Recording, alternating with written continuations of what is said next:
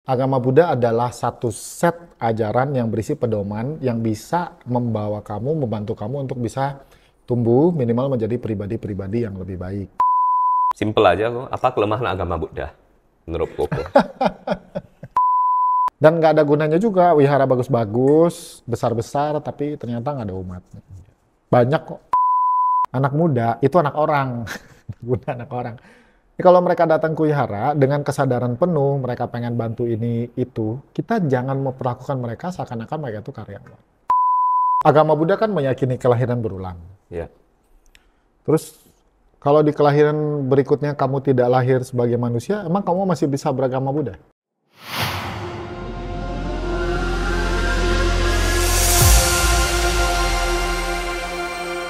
Baik sahabat-sahabat dalam Dharma, para kalyana mitra, selamat datang kembali di Bincang-Bincang Dharma, Generasi Muda Wihara Samida Bahagia. Semoga sehat selalu, semoga bahagia selalu. Kali ini kita kedatangan tamu yang spesial, yang istimewa, Ko Hendra Lim. Halo Ko.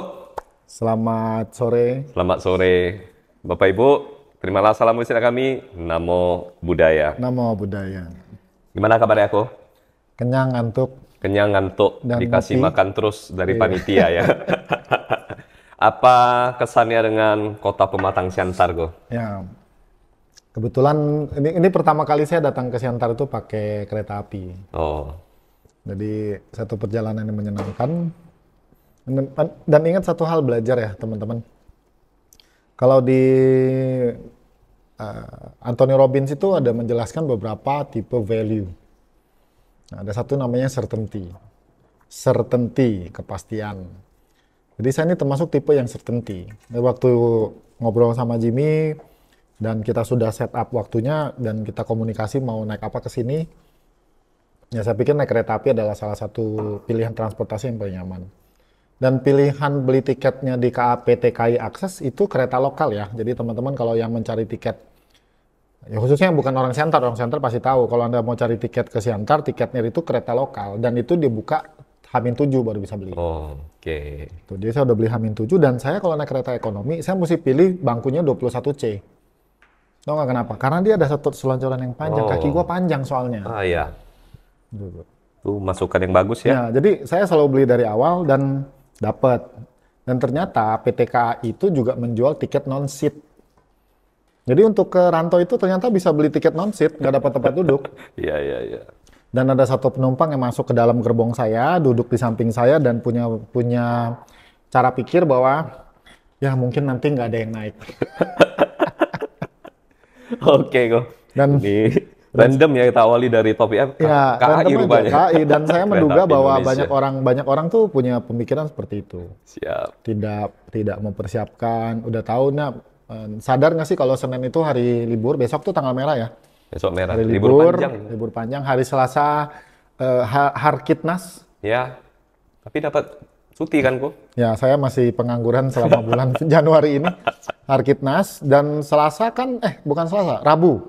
Libur lagi. Jadi kalau udah konteksnya libur seperti ini, tiket-tiket kereta api biasanya habis. Waktu saya sampai di stasiun Medan, saya lihat display yang menunjukkan jumlah tiket itu 3 hari ke depan itu sudah nol. Oh, Jadi apa menariknya?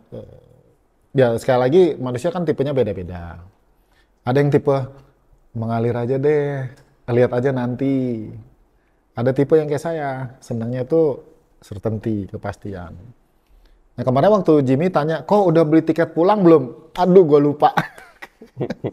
Untung dia ngingetin. Pas saya buka aplikasinya, aduh tempat duduk favorit saya Iya. 21C itu udah habis, Ini Jim. kalau Jadi- nggak ada Jimmy, kok nggak bisa pulang? Ya, Dan tidak bisa ngopi. ya, dan nanti besok Jim pulang, saya tuh mesti adu dengkul. Oh, Tahu kan kalau Ya. naik kereta api yang ekonomi itu adu dengkul. Ya sudah, Mudah-mudahan aku adu dengkul. penumpang yang lain nggak setinggi Ko juga. Ya itu dia adu dengkul. Oke, Ko. Berarti dengan Siantar ini kesannya, Siantar adalah salah satu kota yang maju, punya kesempatan, punya potensi, dan khususnya buat generasi muda Buddhis sih. Saya lihat bahwa kehadiran saya di sini memberikan satu nuansa yang menyenangkan ya. Banyak anak Buddha nongkrong di wihara. ya, Nah, wihara itu sebaiknya bisa jadi tempat nongkrong. Tapi nongkrong bukan sebatas nongkrong yang nongkrong, tapi nongkrong positif, bergaul dengan teman-teman yang baik. Lalu kalau ada kegiatan apa di wihara, harus ringan tangan, siap bantu, nggak usah tunggu disuruh. Kalau lihat temennya lagi ngangkat bangku, yang lain jangan nongkrong main game, ikut bantu. Kalau nggak nanti jantung temennya copot gitu. Capek-capek ngangkat bangku, ya lu santai-santai nge-game di situ, itu yang bikin kita tuh nggak harmonis di wihara. Ya, Nah apalagi yang Siantar ya, kan rumahnya kesini deket ya, deket. ya tinggal nyesot sampai. Tinggal ngesok. Paling jauh kan 30 menit ya kalau Siantar. Aduh 30 menit mah, udah sampai mana itu di sini? Kami sih di Siantar udah cukup jauh itu. Cukup jauh. Iya. Udah sampai Kalau sini Prapat udah udah. sampai ke perbatasan lah, ke kabupaten. Masuk tol bentar lagi sampai tebing. Ya. Ko Hendra ini mungkin orang nggak familiar atau yang belum kenal dengan Koko ya, boleh dengan singkat memperkenalkan diri, background Koko ya, pengalaman atau pekerjaan. Silakan kok. Jadi nama saya Hendra, satu nama yang pasaran sebenarnya. Banyak orang namanya Hendra. Sekaligus nama yang hampir tidak pernah salah eja. Kalau orang namanya Ari, masih bisa salah eja itu. ARI, ARIE, dan segala-segala macam. Nah, nama panggilan Moming, teman-teman SMA dan teman-teman di Wihara, khususnya yang karena saya lama di cap saya bilang saya kemarin sini tadi ada capnya Iya, iya, Budayana di sini. Teman-teman di KBI itu biasa manggilnya Moming. Moming. Ya, suka dibikin lagu juga. Tahu nggak lagunya? Tidak. Moming, wace sehwani. Oh, oke. Ya, terus saya sering disangka masih anak 20-an. Tadi pagi di kebaktian ada yang bilang umur saya 24 tahun. Oh, terima kasih. Wow. Berarti Tapi ya itu bonus lah ya. ya. Dan sehari-hari saya bekerja sebagai tenaga pendidik di salah satu universitas swasta ternama di daerah Serpong. Dan sekarang karena kampus lagi off, jadi saya punya kesempatan untuk bersafari. Dan saya pas tadi di toilet saya baru mikir apa gua ngajuin muri ya.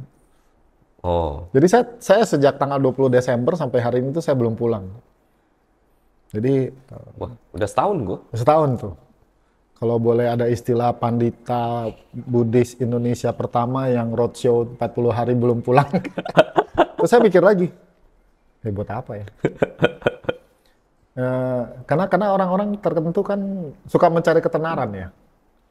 Dan ketenaran adalah salah satu bonus, efek samping dari kualitas yang kamu punya. Jadi kalau memang seseorang ingin tenar, pertama Anda harus punya kualitas dirinya dulu. Jadi bukan cuman sembarang viral dan sembarang tenar.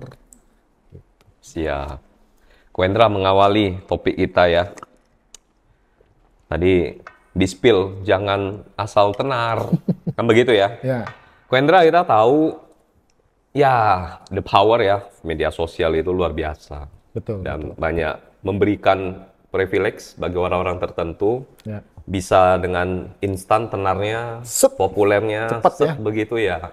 Sekalipun bukan hal yang baik ya, Ya. tanda kutip ya, Go, yang dilakukan. Mungkin kita bandingkan orang-orang yang mungkin dia itu sudah bertahun-tahun melakukan hal-hal yang baik, amal misalnya, Go, nggak populer. Ya populer. Tapi ada yang mungkin aksi yang dia lakukan itu sepele dan terkesan kalau menurut Buddhis mungkin itu bukan perbuatan yang termasuk perbuatan yang baik. Tapi akhirnya dengan mudah terkenal. Jadi akhirnya seperti ini orang akan beranggapan, ya udah deh, ngapain saya Ya. yang tidak punya kebijaksanaan gue ya, ngapain saya tuh capek-capek melakukan hal yang baik. Toh ternyata mau viral, mau terkenal, gampang kok.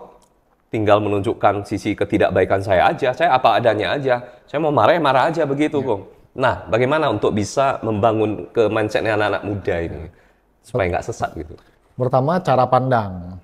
Makanya saya tuh senang Buddha Dharma karena Buddha Dharma adalah satu set ajaran yang berisi pedoman untuk kita menjalani hidup. Jadi agama Buddha bukan sebatas agama ritual, agama sembahyang, agama yang mengedepankan upacara, tidak. Agama Buddha adalah agama Buddha adalah satu set ajaran yang berisi pedoman yang bisa membawa kamu, membantu kamu untuk bisa tumbuh minimal menjadi pribadi-pribadi yang lebih baik, yang punya kualitas lah kita bilang. Jadi cara pandang pertama adalah cara pandang proses memberikan hasil. Kalau tadi kan dibalik.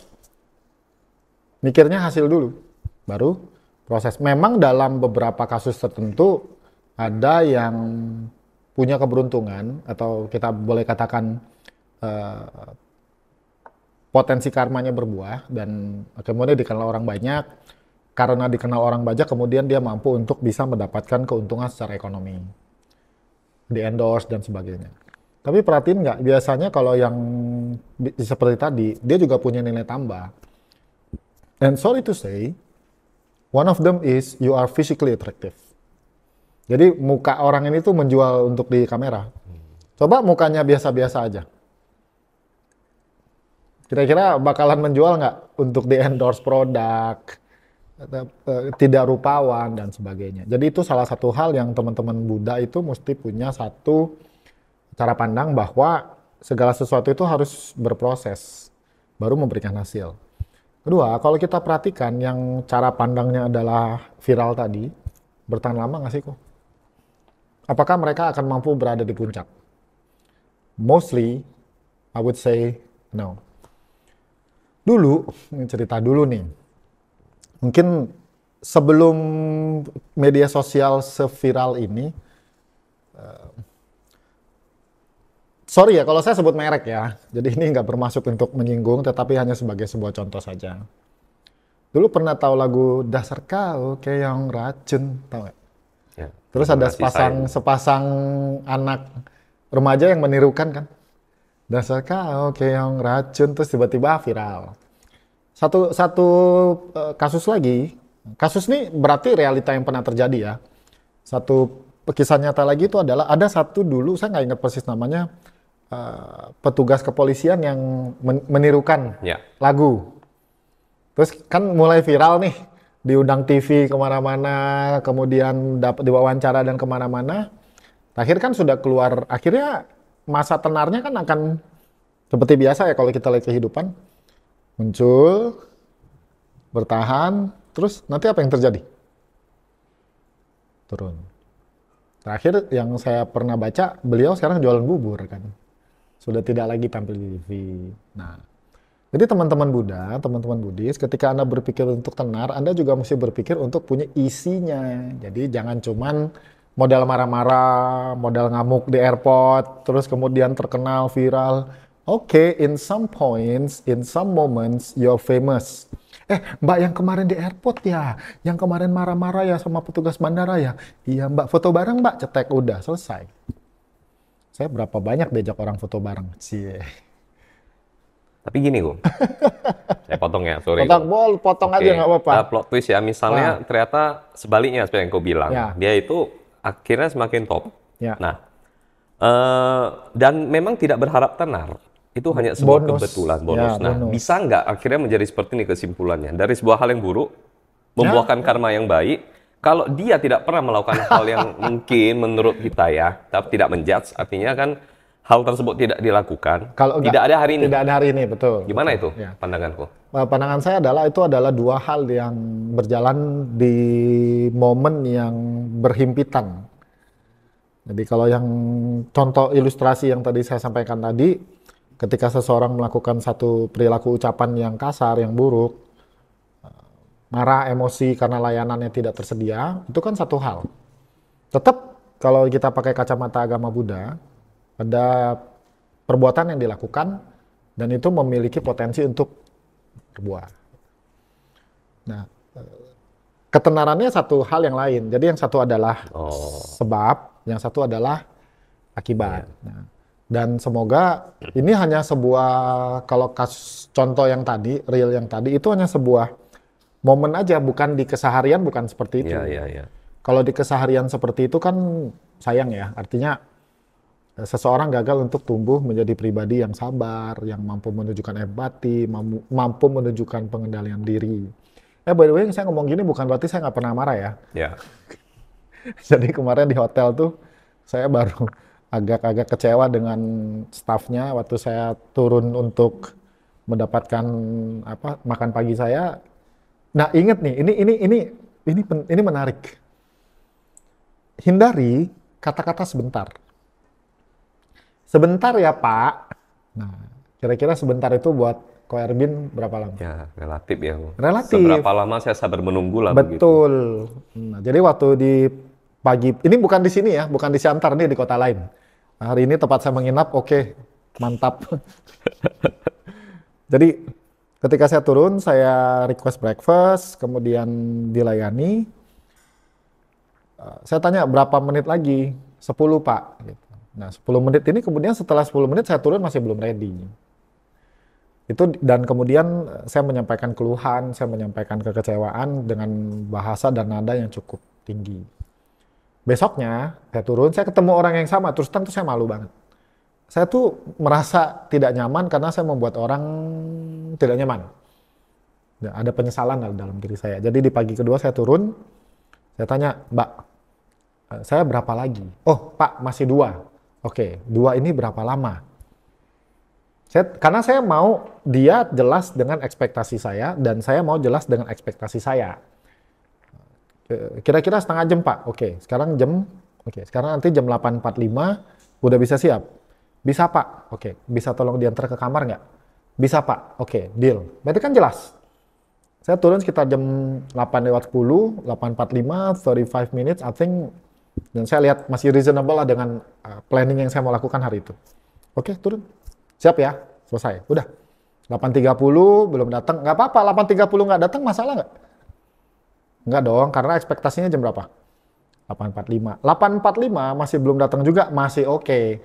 Biasalah, kita kan punya, banyak orang memproduksi apa di Indonesia? Karet. Kalau saya seingat saya sekitar jam 8.50 dia ketok pintu. Tok, tok, tok. Oke, berarti masih meet the expectation. Jadi ada 2 hal, ada 2 kasus dalam kondisi ini. Satu adalah di hari pertama tuh ekspektasi saya nggak realistis yang kemarin kita bahas. Di hari kedua ekspektasi saya sudah realistis dan orang petugas hotelnya juga sudah tahu, dan akhirnya ya kita bisa ketemu dengan solusi yang lebih praktis. Nah, yang kasus yang mungkin yang kita bahas ini adalah dari pihak yang memberikan layanan, mereka nggak sanggup untuk memenuhi ekspektasi pelanggan. Dan diundur terus, undur terus. Suka-suka kau lah atur jamnya. Oke, Ko. Nah, ini masalah pengendalian diri. Kopinya nyandu ini. Iya, bisa tambah, Ko ya. Pengendalian diri, Ko. Tadi sebenarnya Koko spill ya. Kadang hal sepele yang kita lakukan, seketika respon yang secara tidak kita sadari, efeknya berkepanjangan. Ya. Artinya, perbuatan baik yang sudah kita kumpulkan selama begitu lama, hilang ataupun image kita yang baik hancur seketika, kadang hanya karena perbuatan buruk kita yang kecil, buruk, tapi respon begitu ya. Nah, secara Buddhis tipsnya kok. Tapi itu by image kok. Gimana? Itu by image saja. Oh. Itu by people's perception on yourself lah. Yes. Saya meyakini bahwa semua perbuatan positif, bajik, mulia yang seseorang sudah build up, tentu itu juga akan memberikan dampak. Sehingga teman-teman nggak usah berhenti berbuat baik di wihara. Karena satu, let's say, anggap saja contoh, kamu kemudian ngamuk gitu, terus tiba-tiba kebajikan kamu hilang. I don't think Buddhism would be interesting anymore kalau itu yang diajarin. Sebenarnya kalau Anda pernah mendengarkan uraian bahwa kemarahan Anda akan menghapus semua kebajikan Anda, ya jangan ditangkap mentah-mentah lah. Some teaching are literal. Jadi sebagian ajaran itu sifatnya literal, tertulis seperti itu. Sebagian besar ajaran adalah ajaran yang membutuhkan pemaknaan lebih lanjut.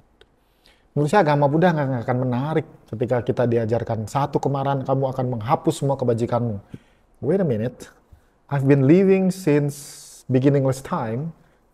Sebagai makhluk kita sudah mengalami proses kelahiran dan kematian sejak masa yang tidak berawal. Masa angus deposito gue? No, it simply means, or teaching itu bagi saya adalah mengencourage kamu supaya bisa lebih sadar, lebih melek, lebih bisa mengendalikan diri dengan satu ancaman yang sangat serius, semua kebajikanmu hilang. I totally disagree with that. mungkin bukan kebajikan itu kok ya, tapi lebih ke Nama baik bisa jadi. oke, itu mungkin tadi Koko udah simpulkan memang itu pandangan orang. Pandangan orang. Cuma ini kok, kan kita diajari untuk bisa selalu mindfulness. Ya, ya. Jadi kan itu bukan sebuah praktek yang mudah, Exactly. ya. Seperti kita berjalan di atas jalan yang licin, kita harus Ya, sangat waspada betul, selalu. Kita betul. silap sedikit aja jatuh. Jatuh, ya. Jadi sama dengan kehidupan kita sehari-hari kok. Kita bilang karir ya, kita udah susah payah ya bang, misalnya. Hanya karena kesalahan kecil. Nah ini kan Ya. kesalahan kecil yang kita lakukan ini, itu kan mungkin karena kelalaian Silap, kita. silap. Silapnya Orang kita. Medan bilang silap ya. Iya. Nah saya pengen tipsnya nih, supaya nggak silap. Nah, Orang Jakarta, gimana? Jakarta mana bilang silap? Kayak aku pernah nyetir temen di Bandung mau cari solar, bang, ada galon. Kasih. Supirnya bingung, orangnya bingung, galon apa galon? Pom bensin pak, pom bensin, oh pom bensin di depan katanya. Jadi kendala bahasa ya. Iya. Kalau pertanyaannya bagaimana cara supaya tidak silap, kita akan kembali ke satu ajaran yang kemarin kita lihat di Dhammanussutta. Di situ kita bisa mengambil kesimpulan, bisa memetik satu pembelajaran ketika Buddha mengajarkan untuk melakukan segala sesuatu itu bukan hanya untuk diri sendiri, tapi juga untuk orang lain. Kedua, kamu tahu ayat Dhammapada sejuta umat nggak? Janganlah berbuat. Itu saya sering bilang Dhammapada sejuta umat. Saya yakin Anda seling urang itu. 183 itu, syair 183. Nah, disinilah bisa menjadi sebuah pedoman bagi kita untuk bisa lebih mawas. Apakah perbuatan ini merugikan diri sendiri dan orang lain? Itu bisa menjadi satu semacam apa istilahnya ya? Pengingat. Apakah aktivitas ini kemudian akan menjadi sesuatu yang merugikan diri sendiri dan orang lain? Hanya saja, nah saya tadi sudah ada kata-kata mindfulness menarik nih. Sati, sadar penuh. Dan kamu benar sekali. Sati adalah salah satu latihan yang butuh konsistensi yang serius. Kemarin kan saya iseng tanya, oke, di sini umat Buddha mana yang meditasi 5 menit? Diam. 10 menit diam. 30 menit diam. Sebenarnya kalian umat Buddha apaan? Saya bilang. Mungkin 2 jam kok. Oh iya, salah betul. Ini pembicaranya ya kalau bilang 2 jam angkat tangan semua Iya. ya. Oh, salah juga saya ya. Tapi in daily life, sati yang kalau kita bilang kalau kita jalan sadar, duduk sadar, ngomong sadar, nyetir sadar, itu adalah buah dari latihan sehari-hari. Saya ingat salah satu guru saya, Bante Dharma Vimala, itu di salah satu retret menceritakan tentang acancah. Jadi acancah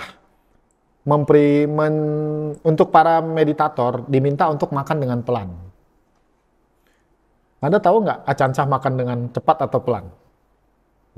Acancah makan dengan cepat. Ini gurunya suruh muridnya makan dengan lambat, dengan sadar. Gurunya makan dengan cepat. Lalu dibalikin oleh acancah, ini penjelasan Bante Dharma Vimala waktu itu. Lah orang kalau naik sepeda udah mahir pelan-pelan atau cepet-cepet? Kalau kalian baru belajar naik sepeda nih, pelan-pelan kan? Betul? Waktu baru belajar sesuatu aja pasti pelan-pelan. Tapi kalau sudah mahir pasti wush. Nah, di situ banyak orang dalam kacamata saya dengan mudah sadar dong, sati, gue lagi sadar, gue lagi mindful ini, mindful itu. How many percent you're mindful on that? That's the questions. Dan saya termasuk yang masuk ke dalam keyakinan bahwa untuk bisa kamu mengambil satu gelas ini dengan sadar, kemudian gue aja nggak sadar, es batunya ikut masuk. It takes a lot of effort to do that. It takes a lot of effort, dan itu juga dimulai dari latihan sadar penuh yang sifatnya formal. Kami dulu waktu di komunitas pemuda komunitas praktik Dharma Jala menggunakan istilah latihan formal dan non formal. Latihan formal adalah ketika kita dengan sengaja sadar mengalokasikan waktu untuk duduk dan hening. Itu yang formal. Tapi ada yang non formal, lagi nunggu kereta duduk, Ya, lagi makan. Kayak gini kan kita ngobrol sadar nih lagi fokus di sini. Dan itu takes effort. So you cannot just say mindfulness of eating, mindfulness of texting, mindfulness of bla bla bla bla tanpa punya fondasi mindfulness sadar penuh, sati yang kuat di dalam praktek keseharian. Jadi jangan dimudahkan begitu saja. I strongly disagree. Meskipun itu bisa membantu, tetapi akan sangat powerful, akan sangat punya daya ketika di pagi hari atau malam kita juga menyediakan waktu untuk bisa duduk hening. Artinya itu butuh level ya, Bu. Ya. Setidaknya kita mulai Mulai sedikit demi sedikit. di pembahasan-pembahasan kami dulu, kita akan selalu mulai dengan sadar penuh yang kasar. Lalu nanti kita akan berlatih dengan intens, baru nanti bisa balik ke keseharian. Jadi kalau Anda merasa gagal sadar penuh dalam keseharian, merasa masih kalau naik tangga masih nggak fokus, nggak hadir di sini, kalau makan minum atau mindfulness lain yang kita katakan sesuai dengan kehidupan sehari-hari kita masih nggak sempurna, it's okay. Sure we will not unless you practice regularly early in the morning and in the evening before you go to bed. Oke. Wendra, saya mau pancing sebuah pertanyaan.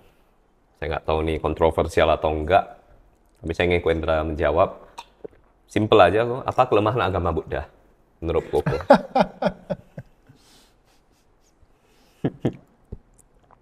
Kelemahan agama Buddha adalah kalau kita bilang dari pengembangan, kita lalai untuk bisa mengembangkan manusia. Ya, sebagai sesama orang, manajemen kamu ya? Yes. Sebagai sesama orang manajemen nih ceritanya. Dulu apa konsentrasinya? SDM dan UMKM. Oh SDM juga? Ya, Oh sama dong. spesifik Sama-sama. UMKM. SDM spesifik UMKM. Ya, Jadi leadership. gini, ya, kalau kita bicara organisasi atau pengembangan Buddha Dharma, tentu kita tidak terlepas dari kebutuhan fisik, gedung, fasilitas, oke. Kita juga tidak terpisah dari kebutuhan non-fisik. Nah, ini yang sering tidak mendapatkan atau belum mendapatkan perhatian yang cukup. Sehingga perkembangan agama Buddha akhirnya hanya mengandalkan sedikit orang yang profesional. Dan ini sebenarnya kalau saya kilas balik ya, probably for the past 15 years, kita sudah mulai banyak orang-orang yang turun profesional untuk bekerja penuh waktu. Sudah mulai. Khususnya di keluarga saya, di keluarga Budayana Indonesia, itu sudah mulai ada sekretariat mandiri. Sudah mulai ada orang-orang yang memang mencurahkan karirnya di bidang pengembangan Buddha Dharma. Lalu ada satu wacana untuk membuat pandita penuh waktu. Tapi ini masih perlu dikonsepkan secara jelas. Masih ada penolakan yang masa pandita digaji dan sebagainya. Tapi itu penting kok. Kalau ada umat sakitnya hari Senin, ada umat yang perlu dikremasi ya misalnya, dan butuh didoakan. Aduh panditanya kerja, cuti nggak bisa. Kalau bolos bisa risiko kena SP berapa? Ya. Nah, kita butuh pandita-pandita penuh waktu atau pandita paruh waktu. Cuman masih ada beberapa pemikiran harusnya aktivitas layanan kepada umat ini dilakukan atas dasar ketulusan. It is ketulusan, tetapi kita juga perlu memikirkan banyak pandita yang juga punya keluarga yang perlu disupport. Jadi kalau kamu tanya saya apa kelemahannya adalah bukan kegagalan ya, keterlambatan untuk bisa memulai juga fokus kepada pembangunan manusia, di mana manusia-manusia ini diberikan kesempatan untuk bisa bertumbuh. Dan kita belum punya universitas di situ. Yang ada itu sekolah tinggi, institut, universitasnya belum ada. Lalu kelihatannya orang-orang cukup memandang remeh lulusan perguruan tinggi agama Buddha. Dan itu salah besar. Saya bergaul dengan teman-teman dari PTAB, kita sebut Perguruan Tinggi Agama Buddha. Mereka sebutnya PTAB. Ada asosiasinya. Dan itu Serius. Jadi gini loh, jangan salah. Kalau di perguruan tinggi kan ada BAN PT kan, Badan Akreditasi Nasional Perguruan Tinggi. Dan BAN PT memberikan akreditasi kepada PTAB dan universitas dengan standar yang kurang lebih sama. So, ketika anak Anda masuk perguruan tinggi agama Buddha, kuliahnya itu punya standarnya, jurnalnya, SKS-nya, fasilitasnya itu sama. Dan ketika teman-teman di PTAB, khususnya yang swasta, mereka kan struggling untuk bisa membangun gedung yang bagus, menyediakan fasilitas, menyediakan beasiswa. Cuman, ketika dapat sodoran proposalnya, ya sorry to say, dibanding proposal wihara, dugaan kamu yang mana orang akan lebih memilih? Lebih ke wihara kan? Yeah. Kan pertanyaannya frontal nih. Apa nih kekurangannya? Karena itu. Kenapa? Karena nggak kelihatan kok. Kalau orang dana ke wihara, gedungnya jadi. Lu khawatir ah. Ya orang-orang yang berdanakan gedung ini, dulu kan seberang. Bisa dilihat. Tapi kalau memberikan donasi kepada PTAB misalnya untuk beasiswa kan nggak kelihatan. Tapi justru itu investasi SDM. Investasi SDM jangka panjang, guru-guru agama Buddha. Belum lagi nih yang agak sedih ya. Beberapa kota yang di tingkat 2, mereka tuh menyediakan pendidikan untuk anak-anak. Misalnya, ini sekolah nih, dia bilang. Kami ada anak-anaknya yang beragama Buddha. Tapi kami bukan sekolah umum, kami sekolah berbasis agama. Kalau mau anak-anak ini belajar agama Buddha, majelisnya atau wiharanya diminta untuk menyediakan guru. Guru ini datanglah dari daerah terbang ke situ. Nah, guru-guru ini perlu untuk mendapatkan rekoneksi atau reward yang layak. Mereka tuh jauh dari rumah, jauh dari orang tua. Yang masih muda-muda, kamu tahu nggak jauh dari apa lagi? Jauh dari jodoh. Kan terbatas umur budanya. Betul. Terus hidup dengan kondisi ekonomi yang terbatas. Nah, orang-orang juga perlu untuk sadar gimana anak-anak mau kuliah di PTAB, mau mencapai gelar sarjana pendidikan. Lalu ketika mereka lulus, mereka bertugas dengan tulus di 1-2 tempat di wihara yang jauh. Lalu perhatian kepada mereka secara frontal ya. Secara finansial dan materi terbatas.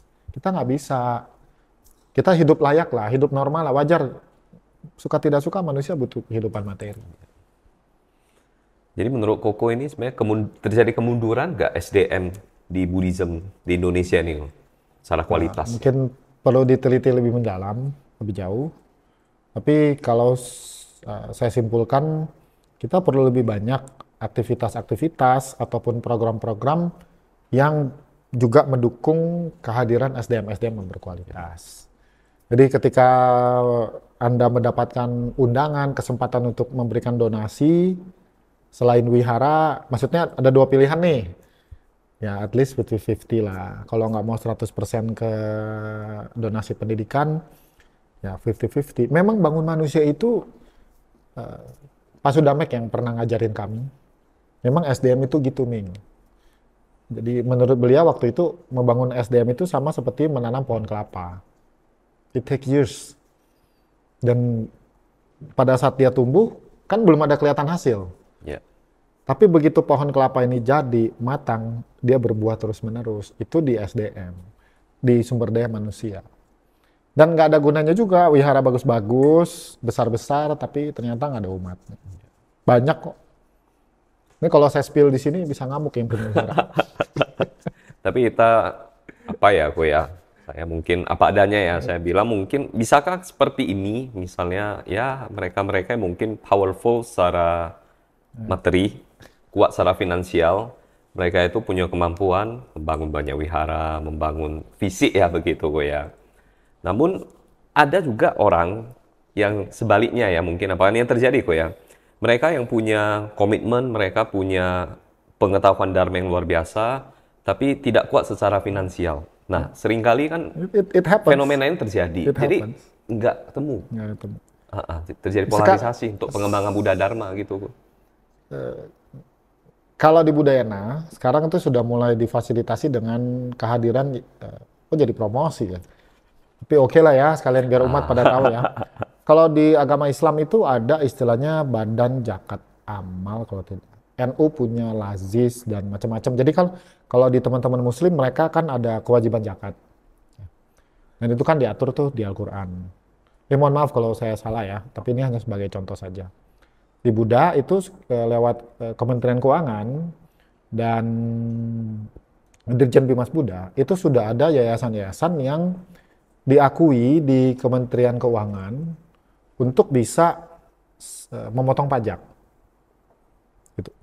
Dan yayasan ini ada beberapa dan itu resmi. Jadi kita bisa memberikan donasi ke yayasan tersebut dan dapat bukti potong, dan bukti potong ini bisa jadi potong pajak kamu. Gitu. Nah, dan lewat mereka saya sudah melihat beberapa penyaluran dana-dana untuk beasiswa, untuk STAB Jinara kita di Lampung, untuk STAB Bodhidharma, untuk STAB Semaratungga itu sudah mulai. Mahasiswa-mahasiswa yang memang punya potensi itu diberikan satu kesempatan untuk kuliah. Nah, ini juga bisa menjadi salah satu solusi buat para pengusaha-pengusaha Buddhis yang memang bisa mendonasikan dana mereka, dikelola oleh Yayasan Dana Paramita Agama Buddha Indonesia, dan yayasan ini kemudian memberikan bukti potong, dan itu sah. Bisa sebagai potong pajak. Cuman detailnya saya nggak gitu paham ya. Sehingga bisa menjembatani dua hal ini. Kenapa? Karena trust issue. So, kalau kamu mau memberikan uangmu kepada satu institusi, kamu kan juga mesti yakin institusi ini akan menggunakan uangnya dengan baik. Tahu kan beberapa, kita mundur ya 3-4 tahun yang lalu itu sempat ada satu institusi nirlaba juga yang mengumpulkan uang umat dan kemudian menjadi masalah. Petingginya mobilnya mahal, gajinya sekian ratus juta. Kan sempat ada satu fenomena itu di Indonesia dan itu cukup mengguncang. Kalau di yayasan-yayasan Buddha ini ya mereka so far so good aja ya. Karena bisa dipertanggungjawabkan. Jadi tarik-menarik ini perlu untuk diselesaikan sih. Yeah. Tetapi gini, ini tidak berarti kita menghentikan bangun wihara ya. Betul. Fasilitas tetap perlu ya.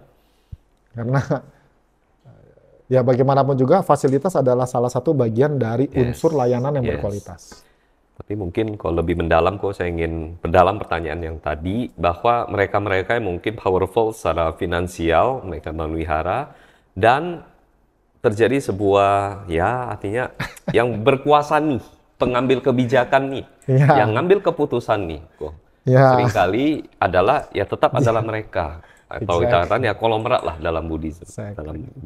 Sedangkan ada yang punya komitmen, punya semangat dalam Dharma, punya sebuah ide brilian untuk membangun Dharma, yang mungkin nggak sesuai, atau tidak ditampung, atau tidak punya kesempatan untuk memberikan aspirasi. Gimana nih, Ko? Dari sisi pendonor, saya jadi ingat salah satu cerita, salah satu sefu ya. Cuman saya nggak ingat persis bikunya yang mana. Jadi ketika center dia mendapatkan potensi untuk menerima donasi yang cukup besar dan kemudian diintervensi oleh pendonor, kamu tahu apa yang dilakukan? Ini ekstrim nih. Apa tuh? Dipulangin. Oh. Karena sefu dan murid-murid itu kan sudah punya model, sudah punya patron, sudah punya silsilah dan punya teaching yang tentu tidak dengan mudah ditampik ya dengan donasi sekian. Jadi itu yang baik. Sehingga kembali ke pendonor, sometimes lebih baik kalau memang kapasitas kita di keuangan, fokusnya di situ aja. Sehingga nanti kita bisa lebih tulus. Jangan sampai donasi yang kita berikan itu berubah menjadi keegoisan kita juga. Saya nggak mau ya, pokoknya saya mau bakti salah ini warnanya pink. Karena itu ujung-ujungnya bukan dana. Cari satu teks yang ditulis oleh yang Arya Nagarjuna yang menjelaskan 18 kesalahan atau ketidakmurnian berdana. Anda akan temukan di situ. Ya. Jadi contoh paling simpel dah, misalnya ini ada anak nih, ada satu anak pinter, cerdas, ajaib. Dia tuh pinternya bahasa Inggris. Kamu mau dia kuliah bahasa Mandarin. Boyong malu lu. Apa yang harusnya kita berikan? Nih, kamu kuliah di tempat ini, jurusannya apa yang kamu lihat nilainya Inggrisnya bagus, ketertarikan ke Inggrisnya oke, kemudian dia punya kapasitas untuk lulus. Ya tugas kita adalah mendukung. Bukan suruh dia pindah jurusan. Itulah dana kamu kemudian akan memberikan manfaat yang lebih besar daripada cuma kita yang ngatur. Saya pikir bisa dikorelasikan kali ya, seperti ini. Jadi kalau memang teman-teman yang pendonor bisa mempraktekkan dana dengan lebih murni, dengan lebih baik, ketika niat kita untuk terlalu ikut campur dengan konsep yang sudah dibangun itu ya tidak terlalu banyak sih. Menurut saya itu akan memberikan satu sinergi yang sangat baik. Sinergi yang sangat baik. Tadi Ko Hendra juga ada spill ya, anggota Sangha ini juga perannya besar. Ya. Artinya karena sebagai figur yang juga disegani. Ya. Tapi begini Ko Hendra, ini agak kontroversial juga. Anggota Sangha juga sedang melatih diri. Betul. Tidak bisa dipungkiri anggota Sangha pun bisa silap mata. Ya, betul kok. Pernahkah Ko Hendra mengkritisi seorang anggota Sangha? Atau jika belum, gimana caranya kita menyikapi prakteknya anggota Sangha yang kita tahu jelas tidak sesuai Dharma? Gimana kok? Mengkritisi to the point enggak lah ya. Enggak. Saya enggak pernah melakukan itu, apalagi di publik. Bagaimanapun juga, adalah tugas kami, para pandita, untuk bisa membuat anggota Sangha itu disegani dan mendapatkan posisi yang baik di mata masyarakat. Tetapi kalau misalnya kita dalam konteks pertemuan kecil, kita ngobrol ya, kebetulan kita juga ketemu dengan anggota Sangha yang terbuka, mau berdiskusi dua arah, tentu kita juga akan nyaman. Kita mesti lihat dulu individunya seperti apa, sejauh apa. Dan tujuan kita adalah untuk bisa membuat latihan mereka lebih baik. Semata-mata itu saja. Kemudian, saya juga berhati-hati ketika bersentuhan dengan, lihat ya, bahasa saya udah pelan ya. Ya. Ya, kamu nggak bisa bohong. Bahasa nonverbal itu selalu menentukan gitu. Saya memilih diksi saya dengan baik. Saya memilih untuk bisa bergaul dengan anggota Sangha yang tidak perlu saya bikin noda di mata saya. So, seperti teman aja, kamu harus pilih teman kok. Dan apapun yang mereka praktekkan, apakah benar, salah, kiri, kanan, saya suka penjelasan dari Ki Ananda waktu kami ke India. Ya, itu praktek mereka.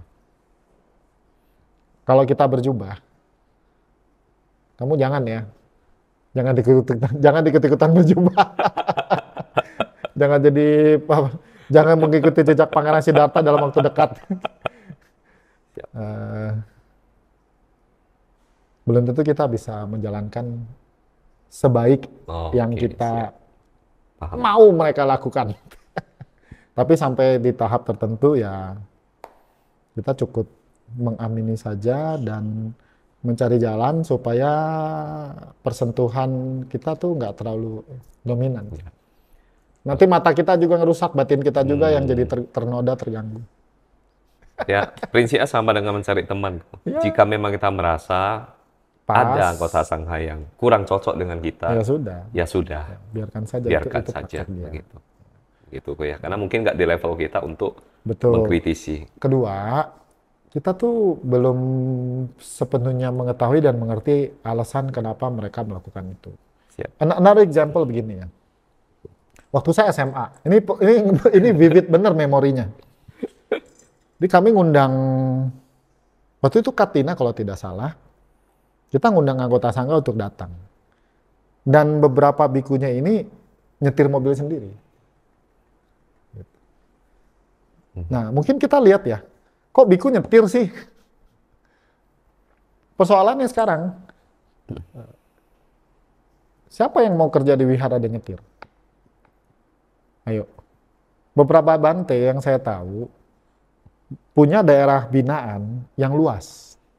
Dan mobilitas mereka memerlukan kendaraan pribadi. Bikunya bisa nyetir. Kalau harus menggaji driver, mungkin drivernya nggak sanggup mengikuti ritme pelayanannya anggota sangganya. Ya, kalau punya anak, punya istri. Kalau jomblo mending ya. Nanti kemana dia ngikut kemana gitu. Tapi dalam banyak kasus nggak ada yang bisa. Artinya bikunya yang nyetir sendiri. Make sense nggak? Nah itu kalau kita bisa mengetahui dan mengerti kondisi, ya kita bisa pakai. Mobilnya juga mungkin cuman Innova, nggak sampai BYD ya. Sampai Innova mewah sih kok. Itu mewah ya, tapi kalau jarak jauh perlu lah Perlu ya. ya. Kalau misalnya jarak jauh pakai mobil yang agak-agak kotak kayak roti itu kan juga nggak nyaman. Mogok di tengah jalan Ya, kan, repot. bisa gue ya. Kuendra, optimisme atau malah pesimisme Kuendra tentang SDM-nya Buddhis 10 tahun ke depan, 20 tahun ke depan dengan karakternya anak muda sekarang, Gen Z sekarang masuk ke generasi yang baru, Alpha, pelan-pelan masuk ke yang Beta. Gimana gue? Optimis atau pesimis? Realistis lah. Realistis. Ya. Tiap zaman itu beda-beda. Dan saya tuh melihat tiap generasi itu nanti ada penerusnya kok. Dan semoga juga bisa tetap ada individu-individu, ada SDM-SDM Buddha Dharma yang punya hati, punya rasa peduli dan melayani. Dan itu bisa dipupuk. Itu bisa dididik lewat project atau kegiatan-kegiatan yang sifatnya untuk mendalami atau membekali dan menanamkan nilai-nilai baik kepada mereka. Ya seperti yang kita lakukan lah kemarin. Kita bikin talk show. Nah, kalau saya kan bidang saya lebih ke pendidikan dan pelatihan ya, lebih tepatnya saya lebih fokus di pelatihan. Dan itu sebuah upaya. Jadi kalau saya selalu memandangnya, kalau tidak ada aktivitas-aktivitas yang mendukung mereka supaya belajar, mengetahui bagaimana tumbuh menjadi pribadi Buddhis yang baik, maka kemudian ya mereka akan berlalu aja. Makanya kegiatan-kegiatan di wihara jangan cuma sebatas datang ke kebaktian dengan ceramah pulang, kebaktian dengan ceramah pulang, kebaktian datang dengan ceramah pulang. Tapi wihara atau yayasan perlu untuk juga mendukung, mensupport anak-anak muda ini dengan kegiatan-kegiatan yang sifatnya pendidikan dan pelatihan. Saya awal Januari itu berkesempatan ke Bagan Siapi-Api, itu di Wihara Buddha Sasana. 1-2 teman saya yang punya pengaruh di yayasan tersebut yang kapan Ming bisa datang, nah itu. Tetapi banyak tempat juga yang pengurus-pengurus wihara dan yayasannya agak kurang peduli ya dengan aktivitas anak muda. Dan yang lebih menyedihkan tahu nggak apa? Anak muda itu jadi sapi perah di wihara. Please deh. Ya. Anak muda itu anak orang. Anak orang. Jadi kalau mereka datang ke wihara dengan kesadaran penuh, mereka pengen bantu ini itu, kita jangan memperlakukan mereka seakan-akan mereka itu karyawan. Setuju. Saya pernah kok datang ke satu wihara, lagi kita mau kegiatan dan meeting ya, itu pembinanya itu kayak bos. Kalian ya, dengan segala macam kata-kata yang cukup tinggi dan nada-nada yang sebenarnya nggak enak. Ya saya tamu ya, saya diam aja lah kan. Saya protes juga nanti. Nah cuman akhirnya saya belajar dari situ, dan di kesempatan-kesempatan podcast ngobrol seperti ini saya sampaikan, perlakukanlah anak muda-mudi di wihara itu seperti anak Anda sendiri, seperti anak Anda yang Anda mau sayangi, Anda mau dia tumbuh. Dia bukan karyawan, dia juga bukan lawan, Mereka adalah relawan. Kalau mereka rela datang ke wihara, dilayani, diberi kebebasan, mereka akan dengan sukacita membantu. Tapi ingat baik-baik adik-adik, kebebasan itu berbanding lurus dengan tanggung jawab. Kan ada kata-katanya di film Spider-Man. Yang mana satu? With great power comes great responsibility. Nah, kita balik juga. With great freedom comes great responsibility. Jadi kalau anak muda-mudi di wihara ini dikasih ruangan yang bagus, nyaman, AC-nya 7, 2 PK, Ya, nanti ada air panas. nggak ada. Nggak ada air panas ya? Air panas, Bisa kamar masak mandi, sih. spring bed. Kamu dikasih fasilitas seperti ini, itu berarti fasilitas ini milik kamu yang perlu kamu jaga, perlu kamu rawat. Rusak, kasih tahu pengurus yayasan. Bukan suruh kamu betulin, enggak. Ya, maaf nih kok, kemarin AC-nya yang sebelah kanan itu ternyata es batunya udah habis. Ya, es batunya habis, kan perlu diisi. Iya. Kan nggak mungkin juga pakai uang kalian kan. Iya. Bisa juga kasih tahu. Nah, udah, pokoknya ingat aja, with great power comes great responsibility, with great freedom also comes great responsibility. Bilang ke yayasan, tahun ini kita mau ada acara, kita mengundang Kohendra Lim. Lalu bikin proposal nih. Bikin proposal, ada agenda kegiatan, ada budgetnya, ada anggarannya. Kita udah ketemu nih dengan pembina, dengan pengurus yayasan. Anggaplah kita misalnya budgetnya 25 juta. Deal, transfer. Tek. Kamu tahu nggak apa yang sering diabaikan? Dan saya takut diabaikan anak muda-mudi. Pas butuh duit, nyari. Pas udah selesai kegiatan, LPJ-nya tak ada selembar pun. Ini yang perlu kalian ketahui. Sehingga menyulitkan generasi berikutnya. Generasi sekarang udah selesai ganti jabatan, pemilihan ketua baru, pelantikan, finish, ketemu yayasan. Kok kami mau bikin kegiatan, oh yang LPJ pengurusan lalu belum ada. Makanya kan, kalau tadi di sisi pembinanya saya bilang, si pembinanya perlu bisa mendidik anak-anak muda-mudi sebagai adik, sebagai partner. Sekarang kita balik juga dong, kalau teman-teman yang aktif di wihara, ketika Anda butuh dana, Anda sodorkan kepada yayasan, yayasan memberikan LPJ-nya mesti jelas. Kan jadi imbang. Dengan begitu kita akan membuat generasi kamu berikutnya itu jadi lebih gampang. Kita mah enak udah selesai jabatan tinggal reuninya. Adik lu yang repot. Make sense? Make sense. Kopi go. Kopi apa ini namanya? Kopi Galipat. Kopi Galipat. Meluncur di mana-mana. Orang Siantar wajib coba. Ya. Kohendra nggak terasa 1 jam ya? Udah, kita 1 jam? ngobrol. Terasa ya kalau udah duduk. Ada pertanyaan nggak di Duduk santai tempat lain? seperti ini. Kalau ada pertanyaan mungkin di TikTok. Amitofo, terima Amitofo. kasih Amitofo. Makasih. Ya, makasih. Ya. Belajar dari kemarin live tuh nggak ada yang baca, jadi ternyata ada pertanyaan yang kelewat. Ada satu pertanyaan sih yang kemarin kelewat Apa tuh, Go? di Chosukong. Nah, waktunya udah malam ya. Jadi pertanyaannya, emang kalau kamu agama Buddha kan meyakini kelahiran berulang. Ya. Terus kalau di kelahiran berikutnya kamu tidak lahir sebagai manusia, emang kamu masih bisa beragama Buddha? Menarik tuh. Lalu saya bilang gini, saya dulu punya ketakutan yang sama dan saya diketahuin oleh Kosaman. Kosaman ini kenalan lama ya, udah puluhan tahun nih nggak ketemu, dia meditator juga. Maksud saya dia meditator, kalau meditator juga kan seakan-akan saya meditator. Saya meditator abal-abal.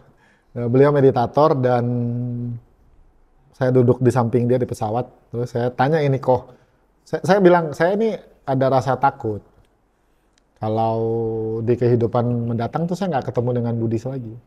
Lalu saya dibodoh-bodohin. Ya, ya. Dibodoh-bodohin ini bukan yang serius ya. Dia bilang, masa kamu kayak gitu? Iya, kalau saya agak takut juga sih, Bu. Enggak lah, dia bilang begini, selama seseorang itu masih berhubungan terus dengan Buddha Dharma, maka dia menjalin satu koneksi yang langgeng dengan Dharma. Dan saya menambahkan seperti ini. Di kota Pematang Siantar, dengan jumlah penduduk sekian banyak, dan jumlah penduduk beragama Buddha sedemikian sedikit, Anda Buddhis. Di Indonesia, kalau kita lihat, anggap aja total penduduk Indonesia 300 juta, penduduk beragama Buddha itu 3 juta, berapa persen? 10%-nya 300 juta itu 30 juta. 10-nya 30 juta adalah 3 juta, berarti 1. Dari 1% penduduk Indonesia, Anda Buddhis. Betapa langka, betapa jarang. So, kok bisa? Lahir di keluarga yang beragama Buddha. Gini, seseorang bisa beragama Buddha, salah satunya adalah lahir di keluarga yang beragama Buddha. Kalau orang Medan atau orang Sumatera pada umumnya, kalau dia lahir di suku Tionghoa, kayak seperti saya nih, saya lahir dari keluarga Tionghoa, yang ayah ibu saya menganggap dirinya sebagai Buddhis. Dan Buddhisnya pasti bertautan dengan agamanya, kebiasaan orang Tionghoa. Dan karena itulah saya beragama Buddha. Masuk sekolah, ditanya sama gurunya, agamanya apa? Buddha, Bu. Pindah ke Jakarta, sekolah negeri, agamanya apa? Buddha. Baru saya belajar agama Buddha. Kalau enggak. Jadi kurang dari 1% penduduk beragama Buddha di Indonesia, Anda bisa beragama Buddha, itu bukan suatu kebetulan. Kita sedang meneruskan perjalanan kita di dalam mengarungi samsara untuk bisa memperkuat energi-energi positif di dalam Dharma yang kemudian bisa menjadi pengantar kita untuk mampu bisa kemudian bertemu dengan Sama Sambuddha langsung dan langsung dibimbing oleh Sama Sambuddha entah di kehidupan yang mana untuk bisa merealisasi nibbana.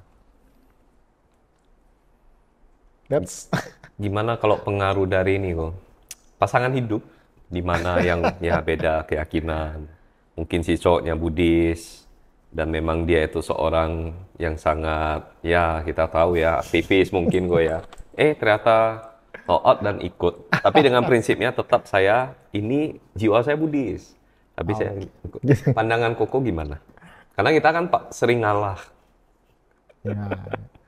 Saya tuh kemarin nemu satu video bagus di antara Instagram atau TikTok. Itu saya di X. X itu Twitter ya. Ya. Itu pasangan ini memvideokan mereka putus. Oh. Putus baik-baik. Karena masalah apa? Agama. Jadi daripada mereka saling memaksa dan saling tarik-menarik, kemudian mereka memutuskan untuk berpisah baik-baik. Analisis saya, kalau saya lihat raut wajah dua-duanya, mereka sebenarnya nggak rela. Tidak rela berpisah.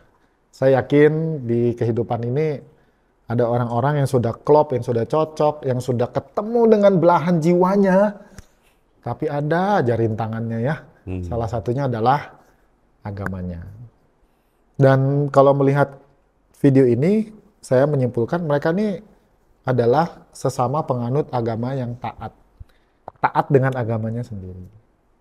Inilah kenapa saya tidak menyarankan, maksudnya begini, hubungan beda agama yang sukses adalah kedua orang ini bukan penganut agamanya yang serius. Jadi mereka hanya beragama sebagai sebuah identitas. Itu biasanya it works, mengalir aja. Tapi kalau dua-duanya taat,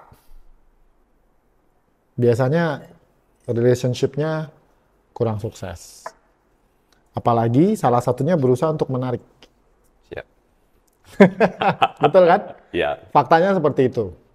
Tetapi kalau dua-duanya taat, dan dua-duanya bisa saling menghormati dan menghargai, dan membiarkan pasangannya tumbuh di dalam agama masing-masing, ini bisa berhasil. Cuman kita harus ketahui, hukum di Indonesia memang agak rumit untuk mengatur perkawinan beda agama. Bukan berarti tidak bisa. Nanti detailnya tanya para pandita yang pengalaman di bidang perkawinan ya. Terus, supaya kita juga bisa menyadari ini, belajarlah agama Buddha secara mendalam, nanti akan ada ketahui bagaimana cara bersikap ya. Siap. Ko Hendra, dari kode-kode panitia. Kode-kode panitia ya. Ko, closing statement, Closing kalimat step- singkat, Ya. tapi super untuk anak-anak muda khususnya Buddhis, supaya tambah semangat. Ya. Silakan, Ko. Sadari di kehidupan sekarang kamu mempunyai satu permata yang luar biasa. Namanya permata Dharma. Nah, permata ini adalah milik kamu dan akan menjadi sebuah manfaat, kebergunaan kalau kita gunakan juga dengan sebaik-baiknya. Jadi permata ini kamu pegang baik-baik, genggam dia dengan baik-baik, rugi kalau kamu tukar dengan yang lain. Apalagi hanya ditukar dengan cinta. Yeah. Thank you. Thank you, Ko Hendra. Tidak terasa, waktu berjalan 1 jam sudah. Terima kasih banyak atas masukannya, sangat inspiratif. Semoga bisa memberi banyak manfaat bagi siapapun yang menontonnya. Terima kasih Bapak Ibu untuk atensinya. Kita akan jumpa kembali di podcast Generasi Muda Wihara Samina Bahagia yang berikutnya. Namo Buddhaya dan Namo, semoga berbahagia selalu. Namo Buddhaya. Terima kasih untuk Thank you, Ko. undangannya. Ya, sama-sama. Thank you.